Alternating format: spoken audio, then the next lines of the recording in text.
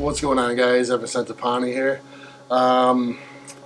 As you may or may not have heard, I've decided to take a crack at getting back on stage.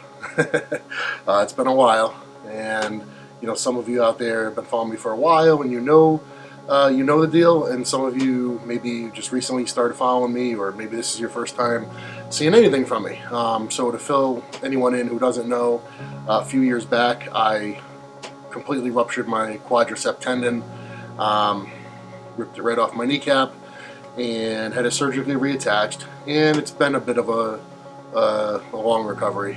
It's been a really tough injury, and it's something I'm still struggle with, but it's at a point where I'd like to take a serious crack at getting back on stage and competing. When I got injured, I was 15 weeks away from starting prep for the 2017 New York Pro, and it was really pretty devastating for me because bodybuilders do get injuries, but probably if one is going to be the one to end all things, it's usually going to be a quadricep tendon rupture, a tricep or a bicep or even a pec tear.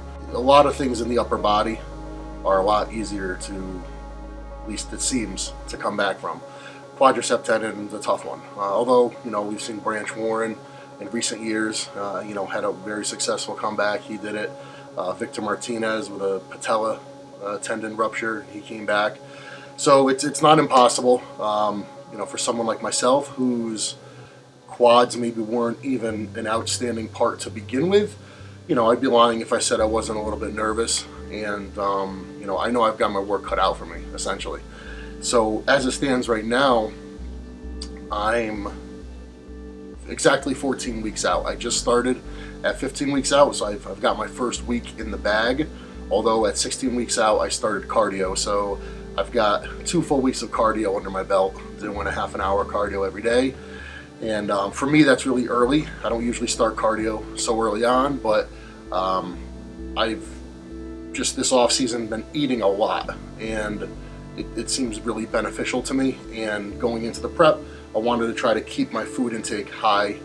And in order to do that, I figured, increasing cardio would be the best way to do it. But as it pertains to diet, I've certainly cleaned things up. Not that I ever eat really, really poorly, but there's times when, if I feel like having something, I have it. If I want a piece of apple pie, I eat a piece of apple pie.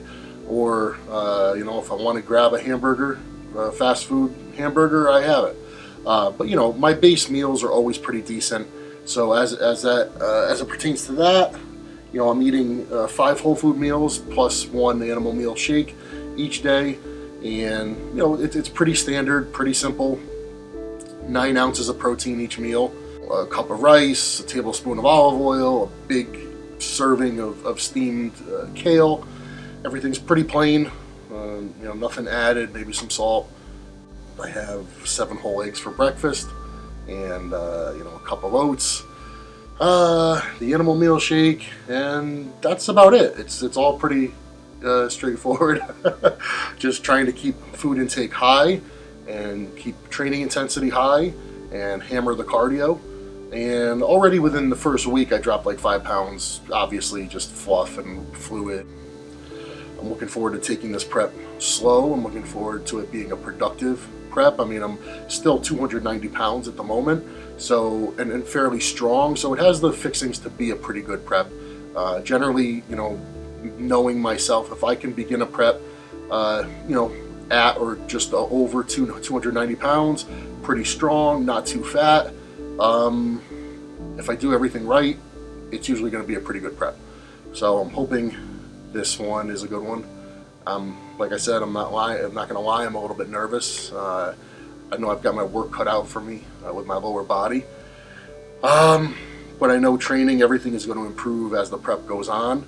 And I'm going to be doing these updates every couple weeks. So I guess just stay tuned and see where this goes.